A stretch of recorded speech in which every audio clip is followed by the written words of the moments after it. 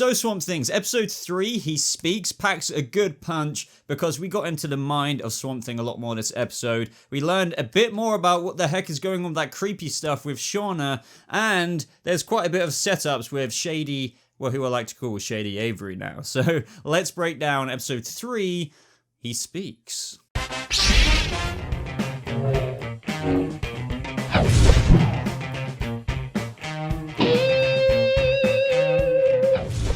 How's it going, Swamp Things? Welcome to a brand new breakdown and review of Swamp Thing episode 3, He Speaks, a very fitting episode name, which we will get to with that part because that was very, very cool. But you know, this episode, it kind of like made things somewhat more confusing at the same time as it clarified some things with Alec and this iteration of Swamp Thing, because as you guys know, you know, in the comics, Alec Holland died, but obviously the memories of Alec Holland live on in Swamp Thing, and in this episode, we definitely delved into the mind of Alec Holland, Swamp Thing a lot more. I mean, even in that opening scene, he was having that nightmare, basically. He was just chilling in the swamp. He was having that nightmare about the man he killed last episode. And I just really enjoyed that moment because people have commented this in my previous videos, and it really does sum up one of the stories, or at least the story they're trying to tell with Swamp Thing, is that it's, regardless of how you view Alec Holland in Swamp Thing, it's about telling this human story in a very interesting way. But the thing that happened right after that, guys, the thing that I meant by the confusing comment, which is making me very interested in things, and I'd love to hear your thoughts on this down in the comments below, is that the bugs started coming and taking over, or should I say claiming, that body we saw, you know, who was obviously lying down beside Swamp Thing, the guy he killed. And we even see that body gets brought back later, and that is fully on animated, and he even corrupts this other person who was a hunter in the swamp. So at first thoughts, I was thinking, okay, so they are going full on rot here, but with that scene with Swamp Thing later with Abby Arcane, it kind of changed my mind. But that's not to say they aren't doing the rot, it's just, yeah, I'll get to this a little bit later. But I definitely want your input on this because it's definitely fascinating. So also in this episode, we had Jason Woodrue investigating Eddie's body. If you guys remember, Eddie's the guy who came back reanimated in the first episode. Reminded me of a necromorph out of freaking Dead Space. If you guys, you gamers know what I mean there. But yeah, somehow, I totally forgot to mention, guys, last episode that he's the Floronic Man. I'm an idiot. I don't know how that flew past my head. A couple of you guys pointing that out. I've literally spoke about Jason Woodrue in my previous Swamp Thing videos about him being a Floronic Man. I don't know what happened in my last review because I was literally saying like, oh yeah, they're definitely setting him up for something, and then I don't know why that didn't apply to me. Let's just forget that ever happened. But anyway, guys, you know, I found this scene very interesting because I like the parallels of Jason and Abby, and how Abby was being a lot more humane. Like, I just see a man who was tortured by a deadly kind of virus or disease, blah, blah, blah. And Jason was just like, you know, he was all fascinated with all of this stuff. But I kind of understand why with what we're about to speak about with his wife, but he was just finding this fascinating and obsessing over this scientific vision, as he put it in his own words. So yeah, talking about Jason and his wife, it was interesting hearing them talk about, you know, back at their, I guess the place they're staying at, the rate of mutation and genetic advances, as you put it, is thousands of more times rapid than what they ever really dreamt possible. And, you know, Jason Woodrue isn't exactly a guy I felt like I could vibe to relate to or feel a bit of empathy towards. And I don't think he's going to be like that all the time, just the way his character blatantly is. But this scene definitely peeled back another layer of the onion for me, at least, with his wife. Because we saw his wife has seemingly forgot to take her pills, but then it turns out she did take them. And for the first time, we actually saw that there was this caring side, other than the obsessive scientific side to Jason Woodrue, obviously because he's with his wife and he worries about her. And they start talking about, what if I forget you, and everything like that. So it seems, you know, that she's suffering potentially with an early onset of like Alzheimer's or something like that, which is just one of the worst things you could possibly even fathom ever happening to you. So it kind of adds this motivation and drive now behind Jason Woodrue's fascination. Now, don't get me wrong, he's a very scientific man and he loves all that stuff, like with the Japanese tree last episode. I think it was last episode or episode 1. But either way, there's this whole other drive now, which wasn't obvious in previous episodes, and that is to his wife. And this, you know, definitely makes me think he's going to go to any lengths to obviously save her, and this is what the whole thing is about for him. Not everything, as I said, he's into the science, but obviously maybe something might happen at some point, which would make him accidentally become the Floronic Man. But at the same time, guys, I really wouldn't be surprised because of the episode cut from episode 13 to 10, and the fact that we know we've got reshoots now. I really wouldn't be surprised if they completely abandon that storyline with him becoming the Floronic Man, because, as I said, things were cut out of existence just like that. That's 3 episodes and rewrites put in place. So we're gonna have to wait and see. In the episode as well, guys, we know that Harlan is infected, which was kind of random. You just knew when he was sitting there like this in the chair that something was off. I was just like, okay, what's gonna happen?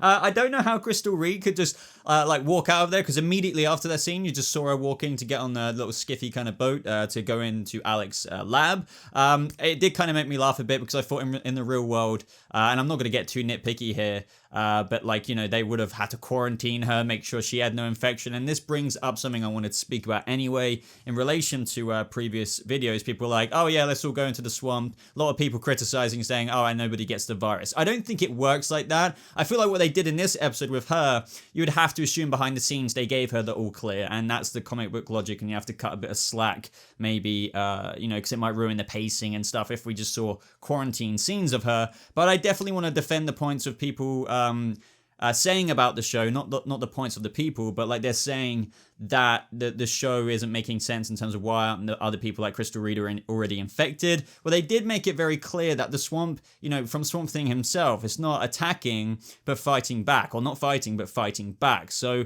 it kind of makes sense if you invent your own comic book logic in your head, and how it even affected Harlan, because he was working very close with Susie, probably putting antibiotics into her and other patients and whatnot infected with the swampy virus, so he got infected. But like, if you're not actively fighting and you're going into the swamp and you're not doing what Susie's father did, like Eddie, effing with the swamp, then you're not going to get infected. At least that's the way I look at it. Back on point now, Abby goes to Alex's lab again. I guess she just broke in, and I guess the proprietary information of Avery stuff has already gone missing, but she was looking at the file. But this is where I wrote down in my notes, like, Rot Body attacks Abby. But this is where I kind of take it back almost, because Swampy starts defending, and this was awesome, guys. We actually heard Swamp Thing speak for the first time. That, you know, just as the episode title implies, he speaks. Now, the thing that's kind of made me step back a little bit on these specific people with the bugs and stuff like that being the Rot, because Swamp Thing went to the guy, touched him on the head, and was just like, release him. So this at least implies to me that these people, like the hunter and the guy he killed, and the bugs, and reanimating in that way, if he can manipulate them and tell the freaking elemental force to release him, then that's still the green in my mind, at least for now. But that's not to say that the Rot isn't in the show, because we very evidently got some very suspicious Rot plot stuff with Shauna, and what the heck is going on there. But initially, as I said, when I saw all of this stuff, I was thinking, okay, the bugs and everything, with what Xanadu said last time, there's the dark Rot, something else is going on, and that definitely wasn't referring to Swamp Thing. I was thinking, okay, these are all the Rot things too, but it seems, for now, it's the green, but I'd love to know your thoughts. I love the scene between Abby Arcane and Swamp Thing when he was speaking even more. I was a bit disappointed that it was cut off, like she was just already back at the hospital. Like, it's just like, well, how did that end? What other words did they exchange? But sometimes, you know, scenes like this just close in shows. I get it. But, you know, I felt really, you know, kind of sad in a way, where he touched her face and it just completely paralleled the first episode. And even in my review, I pointed this out, that obviously that scene where he took that thing out of her hair was implying and then foreshadowing the relationship they have and the relationship they have in the comics. And as I mentioned as well, this episode gave us that opportunity to get a bit more into Swamp Thing's mind and how this iteration is going about, with first a dream and also this conversation, because, you know, Swampy, I just call Swamp Thing Swampy for short, it seemed that he isn't really fully coherent of his Alex self, because when he said Abby, it's like he was remembering, and I think that was definitely the case. So it's, you know, as Susie kind of said, he woke up, he's kind of freaking out, like there's this human side of him. He's not 100% remembering everything, which is why he's confused, mortified, but like, just, yeah, what the F is going on with me? And now he's remembering even more. And it was just so rough to think, like, who am I or what am I becoming? I can't even remember the line, but very cool scene. Now, earlier on in the episode, we saw Matt getting told off by his Sheriff Mama for not following protocol, but he defends Abby being involved. And, also they were looking into labeling Alec Holland's death and putting it down to an accident. Now, this led to the sheriff questioning Avery. And I did not expect Avery to make those kind of advances to the sheriff. I did not see that storyline coming. So I was like, damn. But going back to Matt Cable for a second, we did see Matt and Abby dancing to their prom night song, and we saw a salty Swampy in the swamp, looking really sad. The look on Swampy's face here was just mega oof. So this is where we got even more Avery Sutherland scenes. This links in to what the reporter lady, I think her name's Liz off the top of my head, my brain's just dying right now. Obviously, we got that little tease with her and Gordon earlier, but this whole scene was very interesting because it set up the whole other thing that, is going to launch a massive segue into our future episodes because, we got an explanation from Gordon saying he's transferring funds for personal loans to Avery, and we see Avery's evil side again. He wants all the money back. Sorry, Gordon wants all the money back, and he's giving him 24 hours. Otherwise, he will expose him being in debt to the whole town, but that's not the only thing he will expose him for. But we'll get to the other thing later because we didn't know it as of right now in the episode. And this is what I mean about the whole kind of segregation between the bug people, like, if you know what I mean, the reanimation there, and how I was confusing them with the rot, and how this is where we saw Marie Sutherland talking to Shauna again, which in my mind is like low-key rot confirmed, not the same thing as what we were seeing with the other stuff. But yeah, she was planting the seed of doubt about Avery's faithfulness to Maria. But this is where we see more of Avery anyway going to talk to Maria for money, and we see Shauna in the mirror again, and Marie shutting him down because of the seed of doubt planted by creepy ass Shauna. I really enjoyed the Daniel Cassidy Blue Devil-y kind of foreshadowing scenes here, because this whole scene with Xanadu, sorry. Obviously with the cards, they've been the same for the past 8 years. Now they're in reverse order. There's somebody new come into your life. Oh, Abby Arcane. She's like the catalyst for a lot of things going on, I feel, in a way. And obviously, I don't know how she's specifically going to be linked to his Blue Devil spawning, because in the trailer, it literally looked like it was a part of him.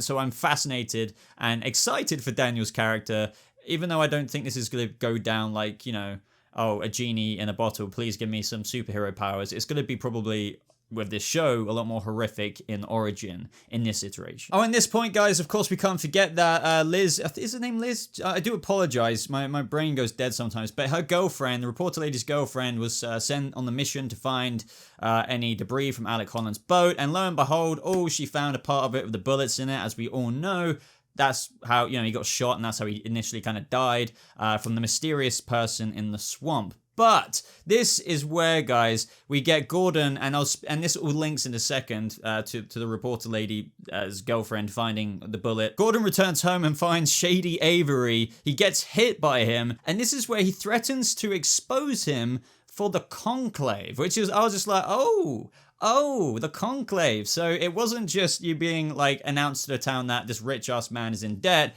No, there's a lot more to the shady Avery than what we first thought. I mean, is that surprising? No, of course not. So shady Avery murders Gordon. And if you're wondering about the conclave, it's essentially in the Swamp Thing comics, this kind of criminal cartel. So in the comics, it was led by this character named Mr. E. I believe it was in Swamp Thing Volume 1, where this whole storyline kind of came from. So the conclave is usually made up of like a variety of people with like a common vision, and it definitely makes sense of how Avery plays into it with, him bringing all of this profit to Mirai with the whole swamp thing and everything like that. They probably all have the same vision in mind, and he doesn't want it exposed because obviously Avery is in an abundance of criminal activity. So yeah, definitely looking forward to it. Like, I'm really glad they dropped this part of it in the episode, because it makes me excited for what the heck is going to go on with this storyline in future episodes. Also, just theory speculation here, no doubt in my mind that Alec Holland, aka Swampy, was killed by the conclave because he was getting too close to the whole thing and kind of exposing it after Avery shut him down. Like, so Avery wanted him to find out what was going on in episode 1, but when he realized that it could be something that would damage his reputation, he obviously shut Alec Holland down. So I assume that he, obviously, as we know, he's Shady Avery, but probably told the Conclave about that, and they were like, yep, take Alec Holland out. And I'm guessing that might be a reveal at some point in the season. But other than that, guys, a solid episode. I really enjoyed He Speaks. It was really, you know, as I said, really cool getting in Swamp Thing's mind even more. More interesting plots with Avery Sutherland. The Rot, so it seems, with obviously that developing storyline slowly, being like this slow burner with Shauna. And a whole bunch of other things. It's definitely not lost any quality for me. I'm thoroughly enjoying it. I would love to know your thoughts down in the comments below to see if you're enjoying it as much as me. And definitely let me know your speculations with everything I've said as well. Other than that, guys, it'd be greatly appreciated if you could leave a like on this video, as it really does just show your support for Swamp Thing. It lets YouTube know that you want to see more Swamp Thing videos like this and DC Universe videos. Check out my Titans video from yesterday about Lex Luthor potentially being behind everything because Mercy Graves has been cast. Definitely stuff you want to know, plus some other news chucked in there. But thank you so much for watching, guys. Hope you have a lovely rest of your day, and I'll see you Swamp Things in the next video. Goodbye.